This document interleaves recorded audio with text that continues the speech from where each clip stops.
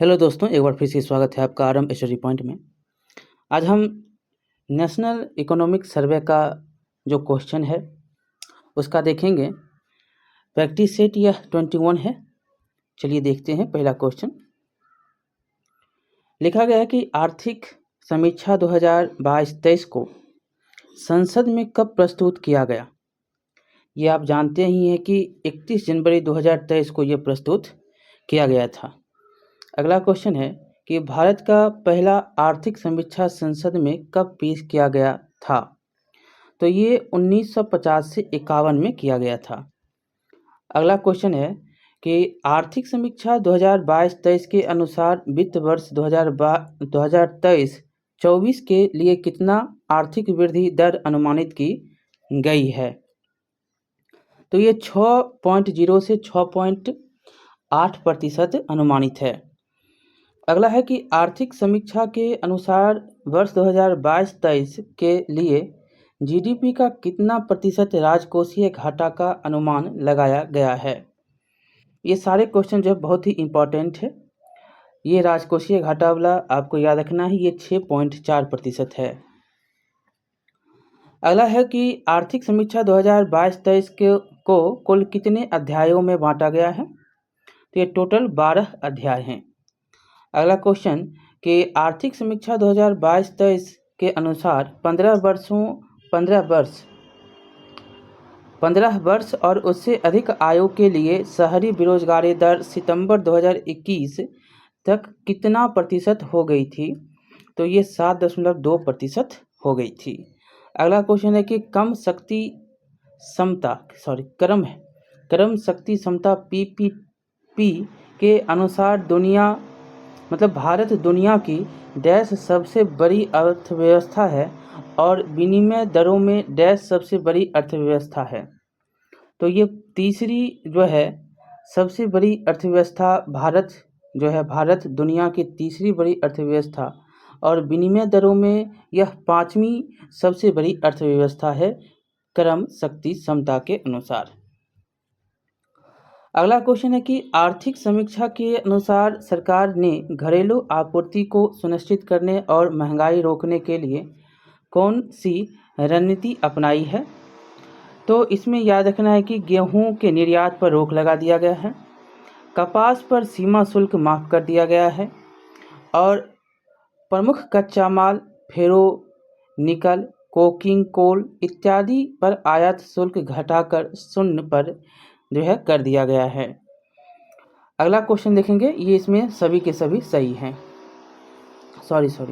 इसमें जो है 1 2 3 तीनों क्या है सही हैं, इसीलिए इसमें उत्तर जो होगा आपका सभी सही है। यहाँ पर उत्तर है, हाँ सही है, तो डी नंबर इसमें सही होगा। अगला क्वेश्चन इसमें देखेंगे,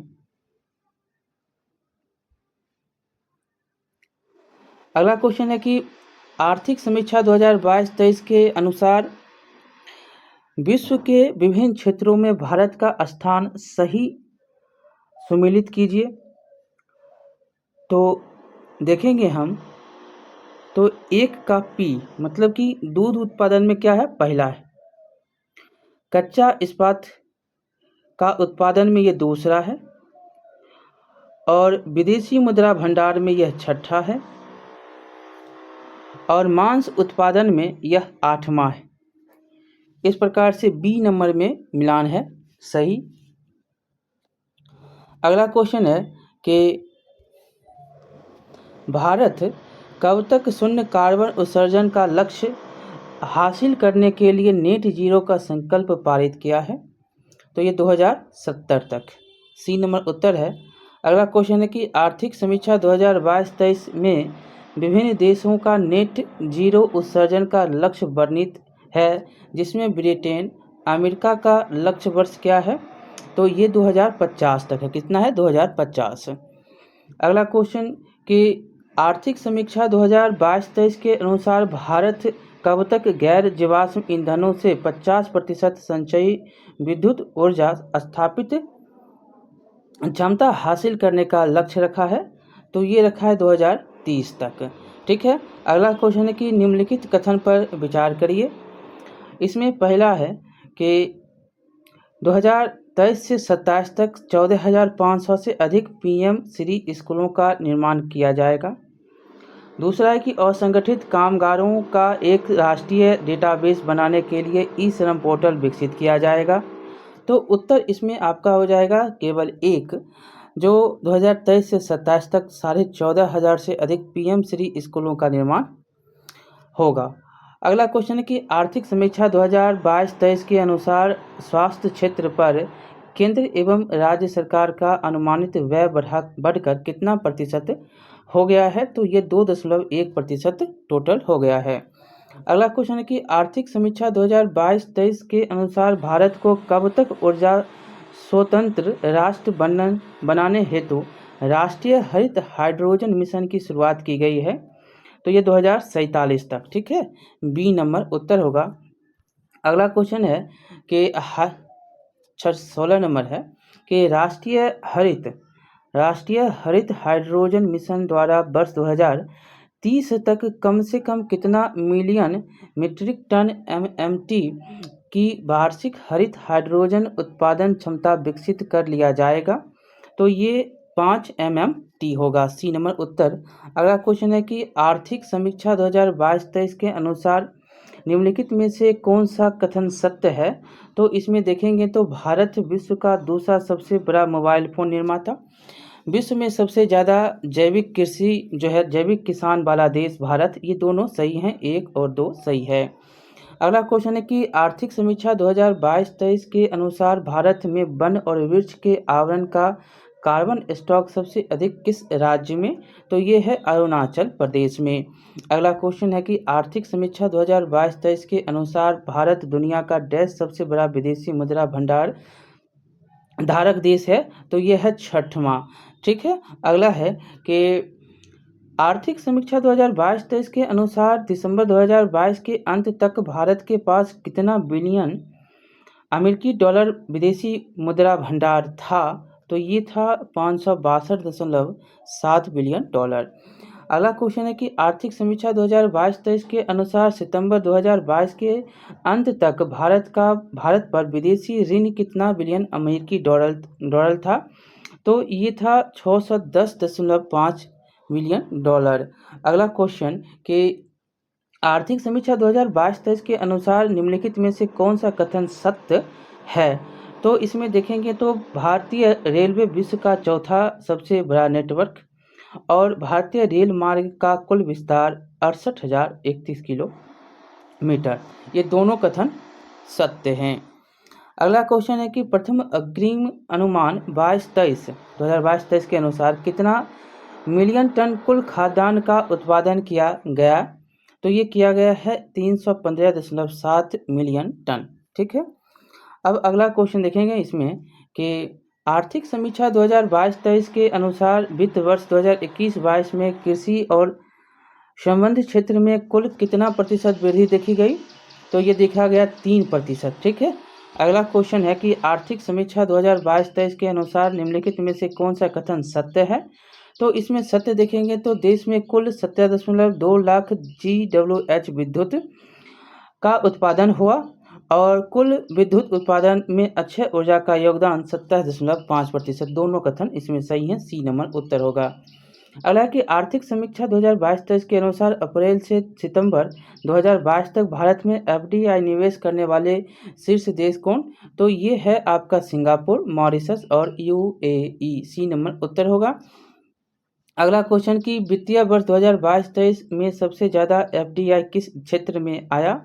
तो ये आता है कंप्यूटर सॉफ्टवेयर और हार्डवेयर के क्षेत्र में। अगला क्वेश्चन विश्व बैंक के अनुसार 2022-23 में विश्व में शीर्ष धन प्रेषण प्राप्त करता देश कौन सा? तो ये है आपका भारत। अगला क्वेश्चन है कि आर्थिक समीक्षा 2022-23 के अनुसार अप्रैल से दिसंबर 2022 के दौरान व्यापार निर्यात कितना बिलियन डॉलर रहा? तो ये 332.8 बिलियन डॉलर रहा। अगला क्वेश्चन है कि आर्थिक समीक्षा 2022-23 के अनुसार अप्रैल में दिसंबर 2022 के कितना व्यापार आयात कितना बिलियन डॉलर रहता है? तो ये आपको बताना है कि 2022 मतलब कि आर्थिक जो सर्वेक्षण होता है समीक्षा 2022-23 के अनुसार अप्रैल से दिसंबर 2022 के दौरान व्यापार आयात कितना बिलियन डॉलर रहा, तो ये 551.7 बिलियन डॉलर रहा। अगला क्वेश्चन है कि आर्थिक समीक्षा 2022-23 में उल्लेखित शब्द JAM का पूर्ण रूप क्या है, तो इसमें आपको याद रखना है कि जन धन आधार और मोबाइल, ये JAM का पूर्ण रूप है, जनधन आधार और मोबाइल। अगला क्वेश्चन इसमें देखेंगे कि आर्थिक समीक्षा 2022-23 के अनुसार भारत में वन और वृक्षों के आवरण का कार्बन स्टॉक लगभग कितना मिलियन टन है, तो यह है टोटल 7204 मिलियन टन। अगला क्वेश्चन है आर्थिक समीक्षा 2022-23 के अनुसार वर्ष 2019-22 के दौरान UPI आधारित मतलब मूल्य के संदर्भ में कितने प्रतिशत की वृद्धि दर्ज की गई, तो ये किया गया 121%। अगला क्वेश्चन है कि आर्थिक समीक्षा 2022-23 यहाँ 2022-23 के अनुसार 21-22 में कृषि खाद्य निर्यात का मूल्य भारत के कुल निर्यात का कितना प्रतिशत था, तो ये था 10.9%। अगला क्वेश्चन निम्नलिखित में से कौन सा कथन इसमें सत्य है, तो देखेंगे तो भारत विश्व में सबसे अधिक जेनेरिक दवाएं उपलब्ध कराने वाला देश है और भारत विश्व में सबसे ज़्यादा वैक्सीन निर्माता है, तो ये दोनों कथन सत्य हैं। अगला क्वेश्चन मेक इन इंडिया कार्यक्रम के उद्देश्यों के अनुसरण में और आत्मनिर्भरता हासिल करने की दृष्टि से वह जो है सरकार ने कौन सी योजनाएं शुरू की, तो ये करता है PLI योजना। अगला क्वेश्चन है कि आर्थिक समीक्षा 2022-23 के अनुसार निम्नलिखित में कौन कथन सत्य है, तो इसमें सत्य कथन खोजेंगे तो पहला है कि वित्त वर्ष 2021-22 में भारत का सेवा निर्यात 254.5 बिलियन डॉलर जो है बिलियन अमेरिकी डॉलर था और वित्त वर्ष 2022-23 में सेवा क्षेत्र में 9.1% की वृद्धि जो है बढ़ने का अनुमान और प्रत्यक्ष विदेशी निवेश सेवा क्षेत्र में भारत 7वां सबसे बड़ा प्राप्तकर्ता है। तो एक से अधिक जो है उत्तर इसमें है, तीनों सही कथन हैं। अगला है कि आर्थिक समीक्षा 2022-23 के अनुसार कुल विद्युत उत्पादन के संबंध में निम्नलिखित में से कौन सा कथन सत्य है, तो इसमें भी आपको सबसे बड़ा हिस्सा थर्मल 59.1%, दूसरा सबसे बड़ा अक्षय ऊर्जा 27.5% 27.5% और तीसरा सबसे बड़ा हिस्सा हाइड्रो 11.7% हिस्सा रखता है, तो इसलिए एक से अधिक इसमें सही है। अगला क्वेश्चन देखेंगे कि आर्थिक समीक्षा 2022-23 के अनुसार राष्ट्रीय जलमार्गों की सबसे ज़्यादा लंबाई किस राज्य में है, तो ये है पश्चिम बंगाल। अगला क्वेश्चन आर्थिक समीक्षा 2022-23 के अनुसार 2015 से 21 के दौरान राष्ट्रीय इंटरनेट उपभोक्ता में कितना प्रतिशत की वृद्धि होती है, तो ये होता है 200% की वृद्धि। अगला क्वेश्चन है आर्थिक समीक्षा 2022-23 के अनुसार टेली घनत्व के संदर्भ में कौन सा कथन सत्य है, इसमें सत्य है कौन सा कथन, तो भारत में कुल टेली घनत्व 84.8%, सबसे ज़्यादा टेली घनत्व दिल्ली का 270% और सबसे कम टेली घनत्व बिहार का 55.4% है, तो एक से अधिक इसमें सही है। अगला क्वेश्चन है कि आर्थिक समीक्षा 2022-23 के अनुसार निम्न कथनों पर विचार करिए। इसमें आपको बताना है कि भारत का ई-कॉमर्स बाजार 2025 तक 18% बढ़ने का संभावना है और भारत विश्व का 5वां सबसे बड़ा सेवा निर्यातक है। ये दोनों के दोनों कथन सही हैं, इसलिए C नंबर उत्तर होगा। अगला है कि आर्थिक समीक्षा 2022-23 के अनुसार अप्रैल से नवंबर 2022 के दौरान कर राजस्व में कितने प्रतिशत की वृद्धि दर्ज की गई, तो ये किया गया है आपको 15.5% की वृद्धि। अगला क्वेश्चन है कि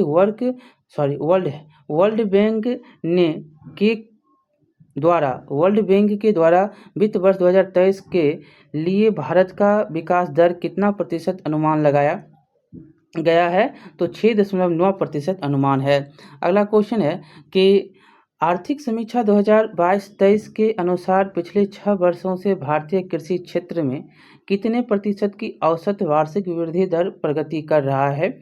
तो ये है 4.6%। ठीक है, 4.6 ही है। सी नंबर उत्तर होगा। अगला क्वेश्चन है कि आर्थिक समीक्षा 2022-23 के अनुसार वर्ष 2019 से 22 तक इलेक्ट्रॉनिक्स के निर्यात में लगभग कितने गुना वृद्धि दर्ज की गई? तो ये किया गया है 3 गुना। ठीक है, बी नंबर उत्तर होगा। अगला क्वेश्चन देखेंगे कि आर्थिक समीक्षा 2022-23 के अनुसार वित्त वर्ष 2021-22 में जलवायु परिवर्तन के लिए कितने उत्कृष्ट केंद्र बनाए गए? तो ये हैं टोटल 12। ठीक, बी नंबर उत्तर। अगला है कि आर्थिक समीक्षा 2022-23 के अनुसार निम्नलिखित में से कौन सा कथन सत्य है? तो इसमें देखेंगे तो विश्व का लगभग 60% हाथियों की आबादी भारत में एशियाई शेरों की आबादी 674 तथा तेंदुओं की आबादी 12,852। तो ये दोनों कथन इसमें सही हैं। अगला क्वेश्चन देखेंगे तो अर्थव्यवस्था में कार्बन तीव्रता को कम करने के लिए सॉवरेन ग्रीन बॉन्ड कब जारी किया गया? तो ये किया गया है आपको नवंबर 2022 में। अगला क्वेश्चन है कि आर्थिक समीक्षा 2022-23 के अनुसार वित्त वर्ष 2022 के दौरान कितना किलोमीटर राष्ट्रीय राजमार्गों मतलब सड़कों का निर्माण किया गया? तो ये 10,457 किलोमीटर सड़कों का निर्माण किया गया। तो इस प्रकार से ये समाप्त होता है जो है आर्थिक समीक्षा। अब जो है हम बजट की ओर चलेंगे, यूनियन बजट 2023-24। ठीक है, चलिए।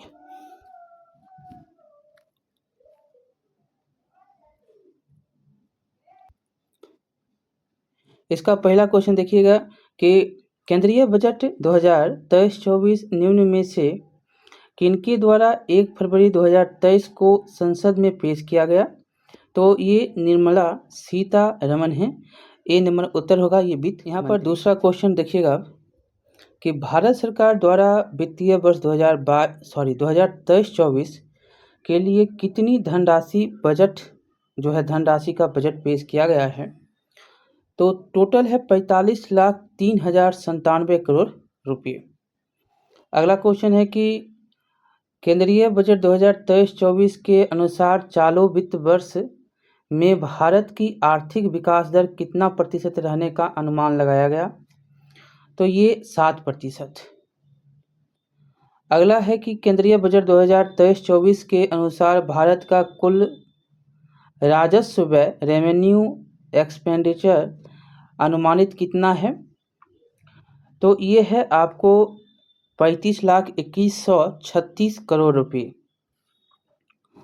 अगला क्वेश्चन कि केंद्रीय बजट 2023-24 के अनुसार भारत का कुल पूंजीगत व्यय कैपिटल, अब बोला ये रेवेन्यू था, अब है कैपिटल एक्सपेंडिचर कितना अनुमानित है? तो ये आपको याद रखना है 10,09,61 करोड़ रुपये पूंजीगत व्यय।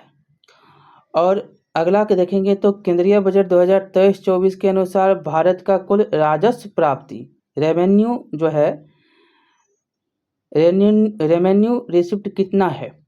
तो ये आपको बताना है। तो ये है 26,32,281 करोड़ रुपये। ठीक है, और अगला क्वेश्चन देखेंगे तो केंद्रीय बजट 2023-24 के अनुसार भारत की कुल पूंजीगत प्राप्ति कितना है? कैपिटल रिसिप्ट जो है वो कितना है? तो ये है 18,70,816 करोड़ रुपये। ठीक है, अगला क्वेश्चन इसमें है 8वां कि केंद्रीय बजट 2023-24 के अनुसार कौन सा कथन, इसमें आपको देखना है कि निम्नलिखित में से कौन सा कथन सत्य है?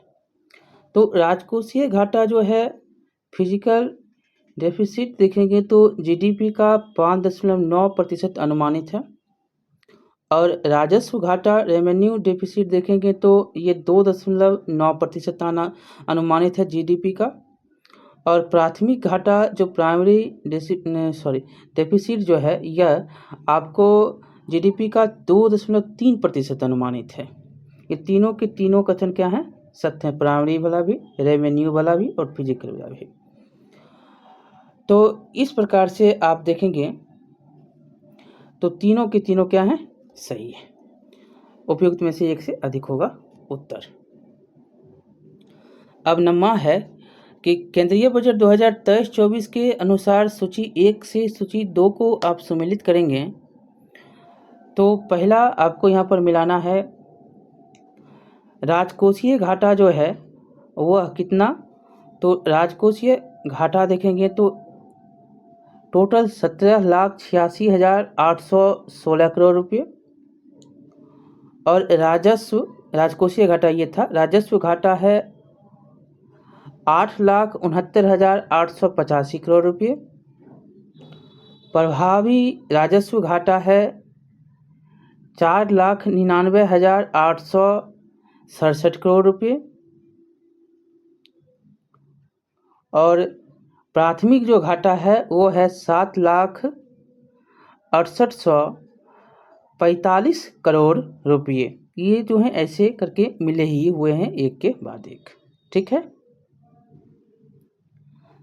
चलिए अगला क्वेश्चन देखेंगे इसमें कि भारत सरकार द्वारा वर्ष 2025-26 तक राजकोषीय घाटा को जीडीपी का कितना प्रतिशत लाने का लक्ष्य जो है रखा गया है, तो ये है 4.5% लक्ष्य रखा। अब 11 नंबर क्वेश्चन देखिएगा कि केंद्रीय बजट 2023-24 में विकास के निर्धारण के लिए 7 प्राथमिकताएं निर्धारित की गई, जिसे क्या नाम दिया गया, तो सप्तऋषि। अगला क्वेश्चन देखेंगे, ए नंबर उसका उत्तर होगा कि केंद्रीय बजट 2023-24 के 7 प्राथमिकताएं जो सप्तऋषि है यह संबंधित हैं तो समावेशी विकास, हरित विकास, अंतिम व्यक्ति तक पहुंच, स्वक्षमता को सामने लाना, वित्तीय क्षेत्र, अवसंरचना एवं निवेश, युवा शक्ति। ये सभी के सभी इसमें दिए गए हैं, 1 2 3 4 5 6 7, ठीक। अगला क्वेश्चन है कि केंद्रीय बजट 2023-24 के अनुसार भारत सरकार ने किस वर्ष तक सिविल सेल एनीमिया उन्मूलन करने का लक्ष्य रखा, तो ये है 2047 तक, ठीक है। अगला क्वेश्चन देखेंगे तो उच्च गुणवत्ता वाली बागवानी फसल उत्पादन के लिए किस कार्यक्रम की शुरुआत की घोषणा 2000 बजट में जो है 2023-24 में की गई, तो ये था आत्मनिर्भर बागवानी स्वच्छ पौधा कार्यक्रम।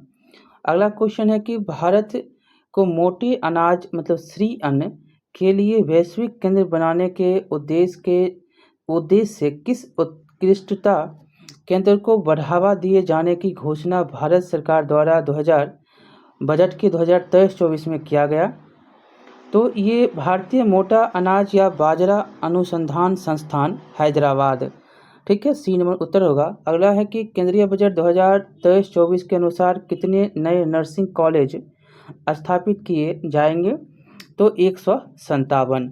अगला क्वेश्चन है कि आकांक्षी जिला कार्यक्रम के तर्ज पर सरकार द्वारा कितने प्रखंडों को शामिल करके आकांक्षी प्रखंड कार्यक्रम की शुरुआत की जाएगी, तो ये 500 प्रखंड होंगे।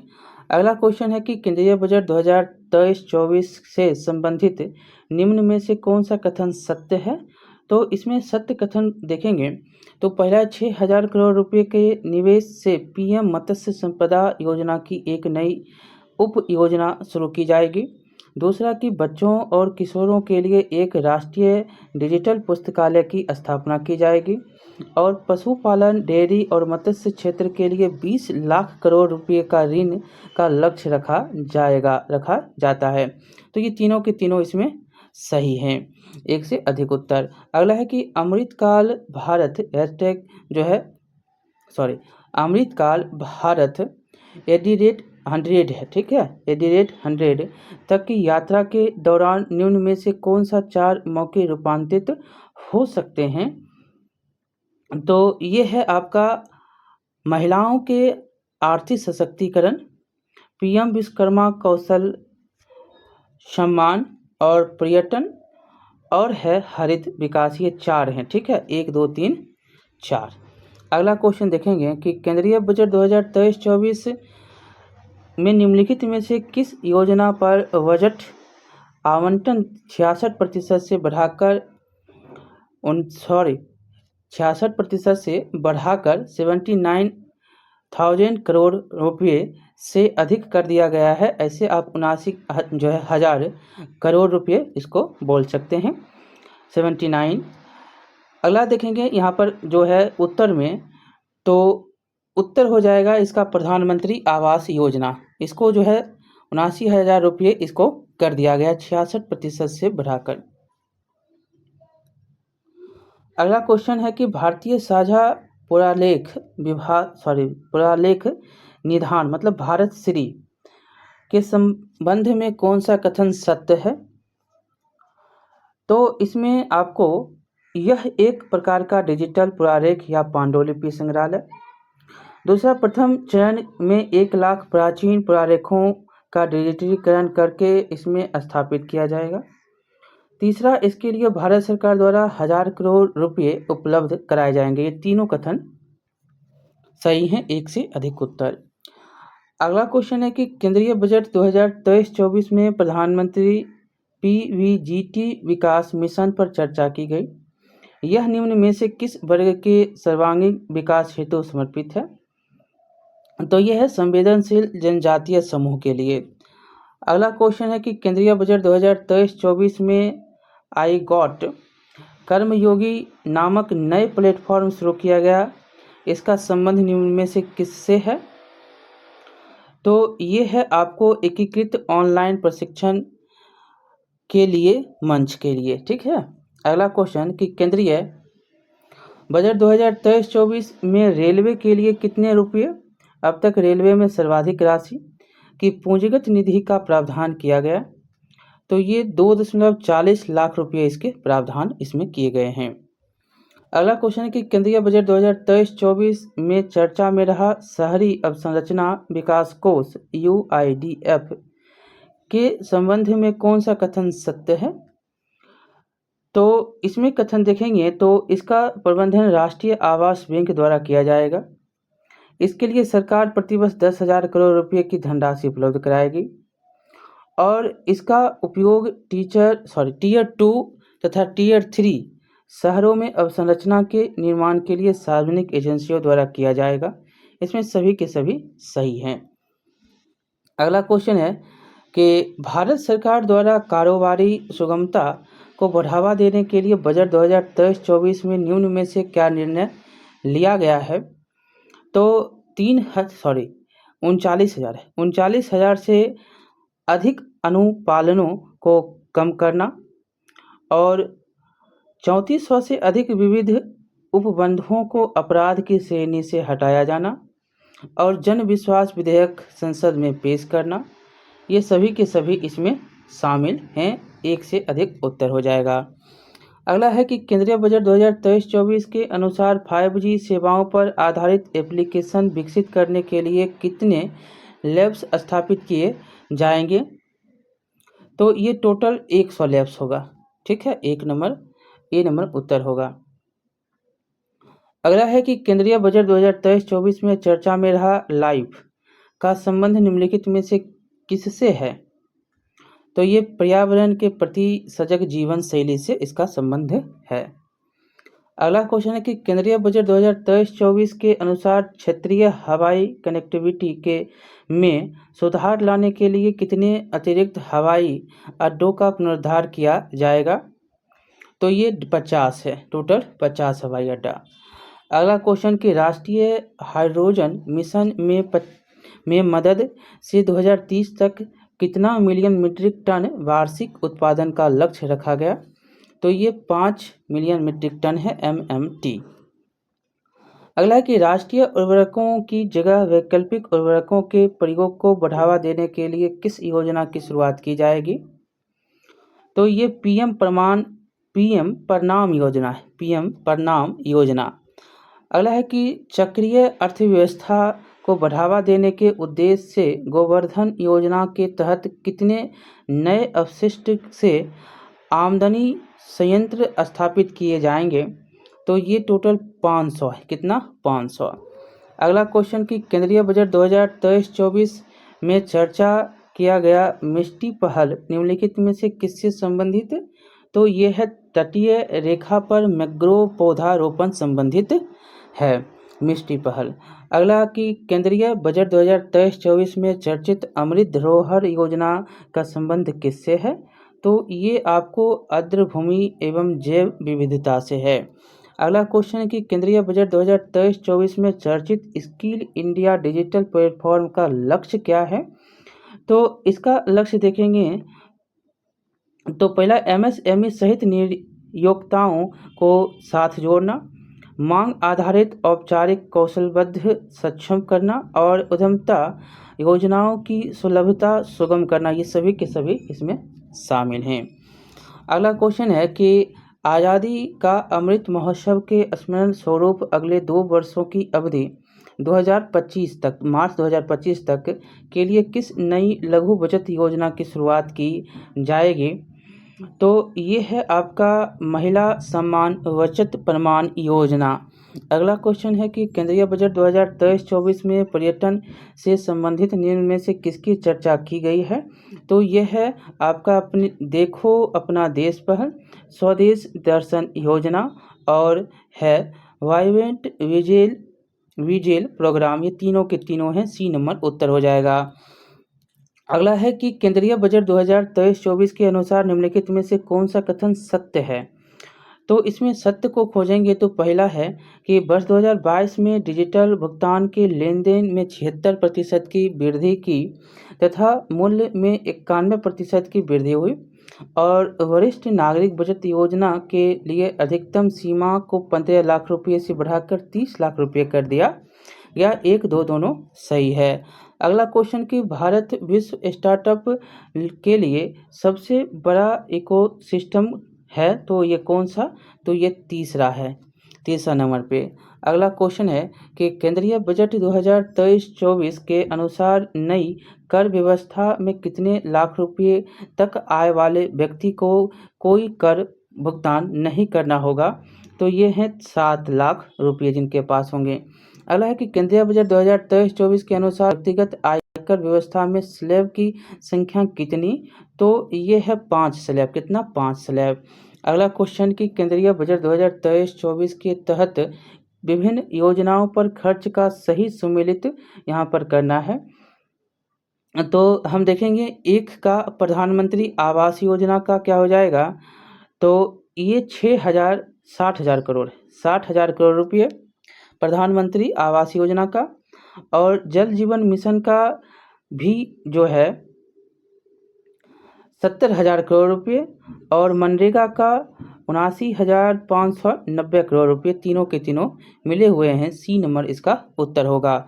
अगला क्वेश्चन है कि केंद्रीय बजट 2023-24 के तहत विभिन्न मंत्रालयों में सर्वाधिक खर्च किस मंत्रालय पर किया जाएगा? तो ये याद रखना है आपको, रक्षा मंत्रालय। कौन मंत्रालय? रक्षा मंत्रालय है। अगला क्वेश्चन कि केंद्रीय बजट 2023-24 के अनुसार प्रमुख मदों एवं उस पर किया जाने वाला व्यय में कौन सुमेलित है?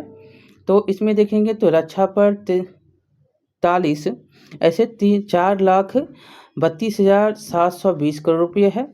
ग्रामीण पर 2,38,204 करोड़ रुपये है ग्रामीण विकास पर। परिवहन पर 5,17,034 करोड़ रुपये है। ये सभी के सभी मिले हुए हैं। अगला क्वेश्चन है कि नई कर व्यवस्था में के अंतर्गत महत्तम कर दर कितना है? तो इसमें से कोई भी नहीं है, 30% इसका दर है। अगला क्वेश्चन कि नई कर व्यवस्था में उच्चतम अधिभार कर को 37% से घटाकर कितना कर दिया गया है? तो यहाँ पर याद रखना है कि यह 25% कर दिया गया है। अगला है कि केंद्रीय बजट 2023-24 के अनुसार सरकार का लक्ष्य वर्ष 2025 तक स्वास्थ्य पर जीडीपी का कितना प्रतिशत खर्च करना है? तो ये है आपको 2.5%। ठीक, 2.5%। अगला क्वेश्चन कि केंद्रीय बजट 2023-24 के अनुसार सरकार द्वारा सर्वाधिक खर्च किस मद पर किया जाएगा? तो ये खर्च है ब्याज अदायगी पर। अगला क्वेश्चन है कि केंद्रीय बजट 2023-24 के अनुसार सरकार ने देश के शीर्ष शैक्षिक संस्थानों में कितने कृत्रिम बुद्धिमत्ता उत्कृष्टता केंद्र स्थापित करने की घोषणा की? ये 3 है, टोटल 3। बी नंबर उत्तर होगा।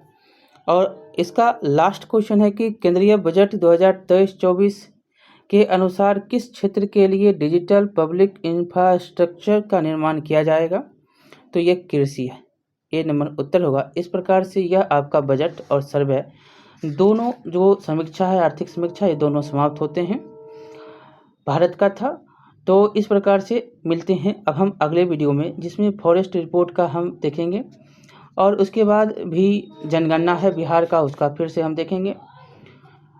तब हम प्रीवियस ईयर का जितना भी क्वेश्चन पूछा गया है बीपीएससी के द्वारा वो देखेंगे। ठीक है, चलिए मिलते हैं अगले क्वेश्चन में। बहुत बहुत धन्यवाद।